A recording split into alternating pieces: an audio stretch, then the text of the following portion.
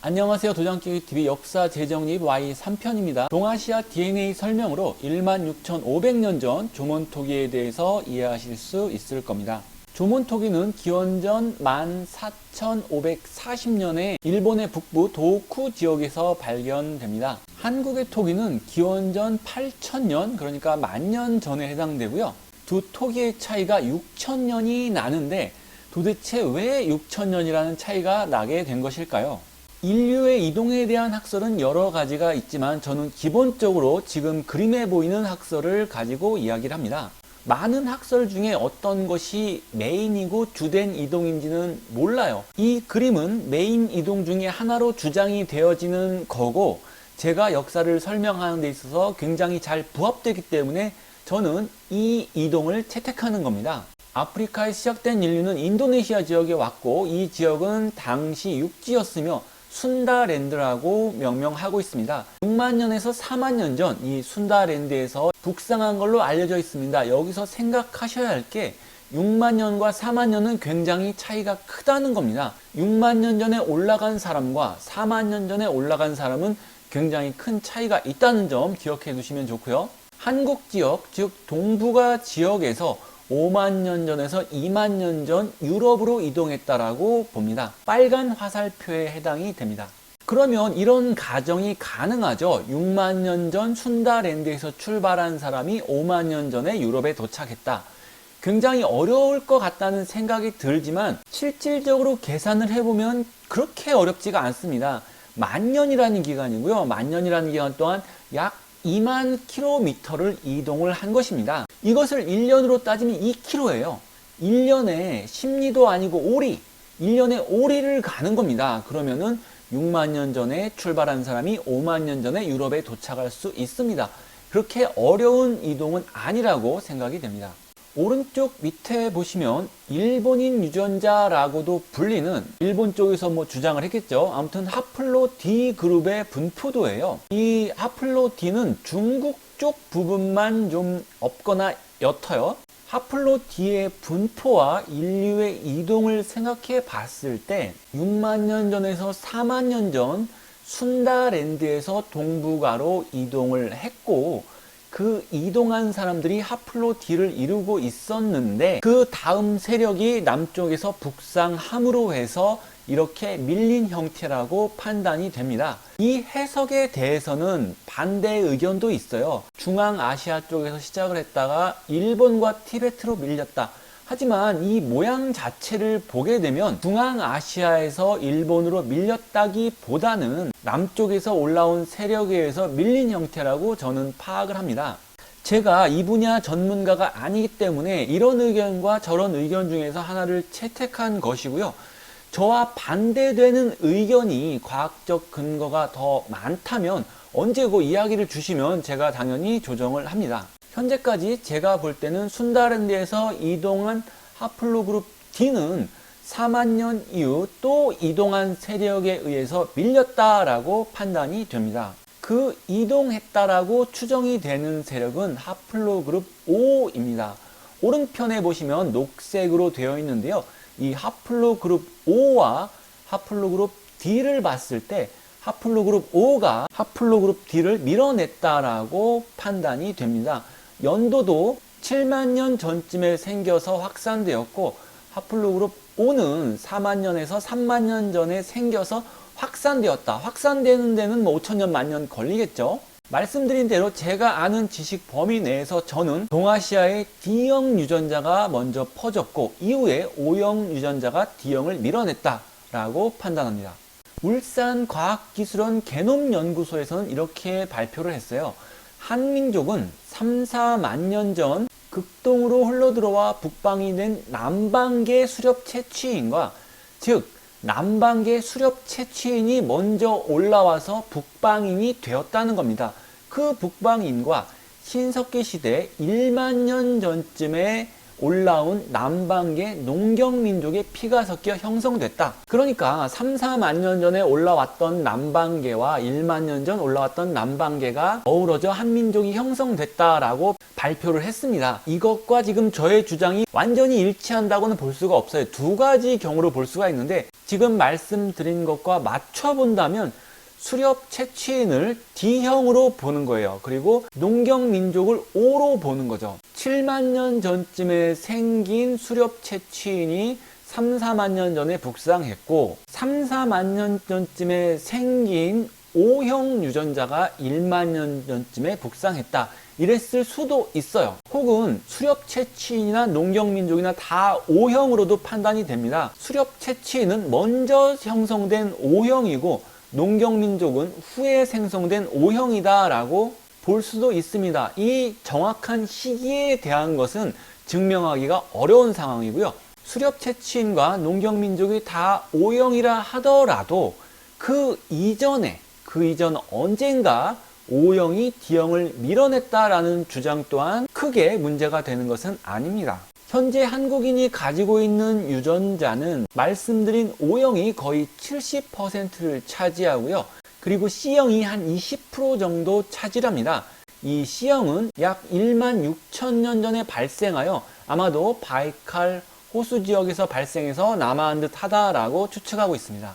당연히 1만 6천 년 전에 발생했다 하더라도 한국에 오는 것은 5천 년 후가 될 수도 있고 1만 년 후가 될 수도 있어요. 그리고 이 70%가량을 차지하는 O형도 굉장히 다양합니다. O2B, O3도 있고 또 N형도 O형에 포함시키기도 하는데 이것은 다음번 북방민족의 남아 부분에서 자세히 다루도록 하겠습니다. 유전학적으로 남방계가 한 75%, 북방계가 20% 정도 되는데요. 한국 사람들은 남방계와 북방계가 비슷한 수준인 것 같아요. 이거에 대해서 북방계가 더 많다라는 주장도 있지만 과학적으로는 그렇지가 않습니다. 남방계 주류의 북방계가 양념 같은 건데 왜 북방계의 특성이 많이 나타나냐를 생각해 보게 되면 유전학적으로 열성우성의 문제가 있어요. 즉 흰색에다가 검정색을 20% 섞으면 그 색깔은 회색이 돼서 검정색 느낌이 나죠. 하지만 검정색에다가 20% 흰색을 섞었다고 해서 그 색깔이 흰색 같다라고 하지 않습니다.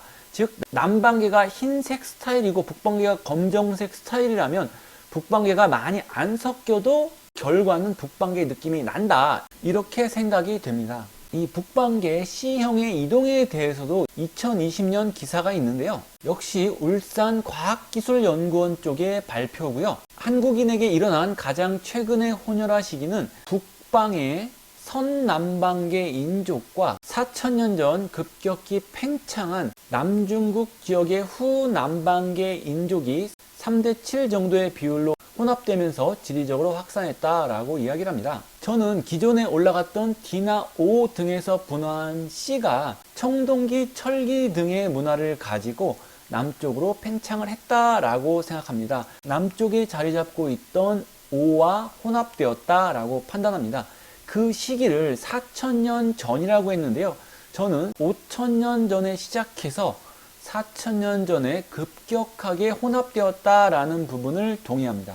정리해보면 이동한 인류는 남쪽에서 북쪽으로 계속 올라갔습니다. 기원전 만년경에 빙하가 녹으면서 더 많이 올라가지 않았을까 생각이 들고요.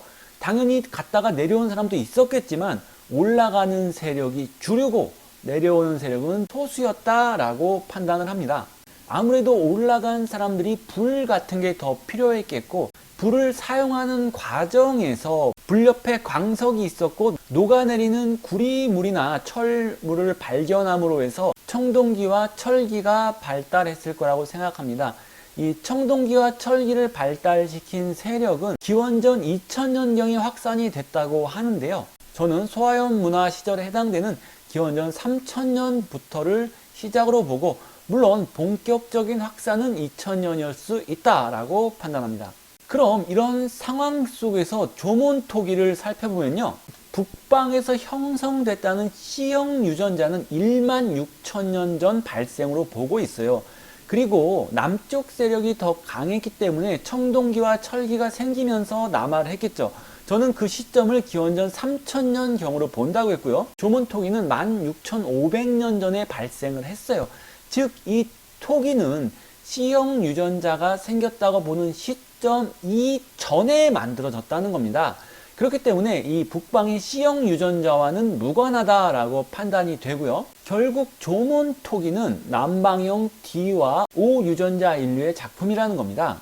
인류의 주된 세력들은 내륙으로 많이 진입을 하지 않고 해안을 따라 이동하면서 강이 나오면은 그 강가에 정착을 했다고 판단을 합니다. 이 조문토기 유적도 당시 해안가와 가까이 있어요. 지금 지도에서 보시면 이 지역들은 일본 동쪽, 남쪽입니다. 강을 따라서 어느 정도 강의 중류나 하류로도 이동했을 수 있고요. 기원전 12,000년 전 BC 9700년부터 빙하가 점점점 녹으면서 해수면은 높아지고 해안가는 북상을 하게 됩니다.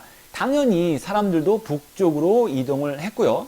그러니까 12,000년 전 이전에는 지금 왼쪽에 보이는 이 주황색 지역에 사람들이 많이 거주를 했을 거란 말이에요. 당시 한반도나 중국에도 사람이 살았지만 많이 모여서 살지 않았을 거라고 생각이 되고요. 많이 모여서 살지 않았기 때문에 딱히 토기가 필요하지 않았을 거라고 판단이 됩니다. 토기를 생산하는 집단은 당시 많이 모여서 살던 해안가 강 하류 쪽 혹은 중류 쪽 구석기인들이다 라고 판단이 됩니다.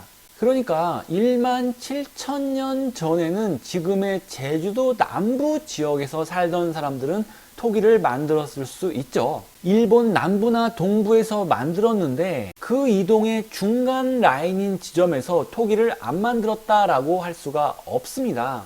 거기에 살던 사람들은 점점점 북상하면서 만년 전 제주도에서 고사리 토기를 만들었어요. 이동하다가 제주도에서 갑자기 만들었다고도 할 수 있지만 저의 판단은 17,000년 전에 남쪽에서 만들다가 점점점 이주를 하면서 이제 계속 만들어 가는 거죠. 그렇기 때문에 한반도 내에서 토기 생산이 더 늦고 제주도가 더 빠른 거죠.